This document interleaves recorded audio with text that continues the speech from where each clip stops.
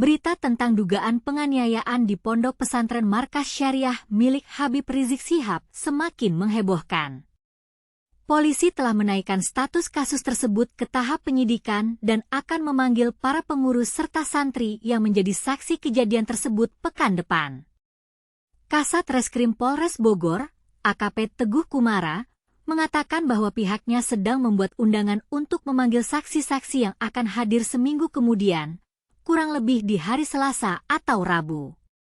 Teguh menjelaskan bahwa berdasarkan keterangan yang diberikan ibu korban, saksi-saksi yang akan dipanggil itu adalah orang yang menyaksikan langsung kejadian penganiayaan yang dialami M17. Pihak Ponpes menyerahkan sepenuhnya kasus tersebut untuk diproses hukum oleh penegak hukum. Pihaknya menyebutkan telah berupaya melakukan mediasi, tapi pihak keluarga korban tak hadir.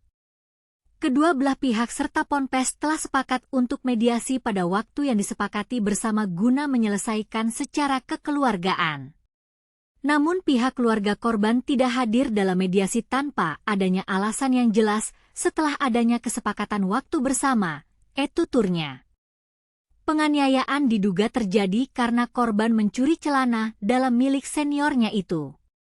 Bahwa N terduga pelaku penganiayaan, melakukan penganiayaan dengan alasan kesal karena korban M diduga mencuri celana dalam milik N, kata pengacara Habib Rizik, Aziz Yanuar.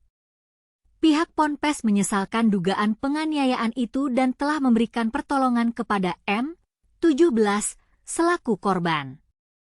Korban telah diberi pertolongan berupa perawatan medis.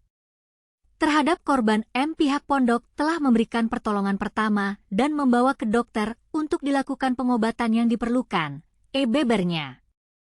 Kini, polisi tengah mengusut dugaan penganiayaan santri di Pondok Pesantren Markas Syariah. Kasus ini telah naik ke tahap penyidikan dan korban kini masih menjalani rawat jalan di rumahnya. Pertanyaan yang muncul adalah, mengapa korban mencuri celana dalam milik seniornya? Apakah korban memiliki motif lain di balik perbuatannya? Bagaimana dengan proses mediasi yang gagal? Apakah pihak Ponpes akan memberikan sanksi kepada pelaku?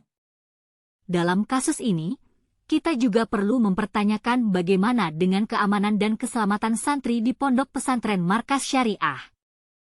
Apakah pihak Ponpes telah melakukan upaya untuk mencegah kejadian seperti ini terulang kembali? Kita juga perlu mempertanyakan bagaimana dengan peran pihak keluarga korban dalam kasus ini. Mengapa mereka tidak hadir dalam mediasi? Apakah mereka memiliki alasan yang kuat untuk tidak hadir?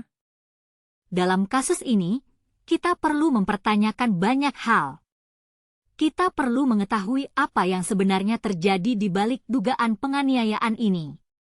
Kita perlu mengetahui bagaimana dengan proses hukum yang akan dijalani dan bagaimana dengan masa depan korban dan pelaku.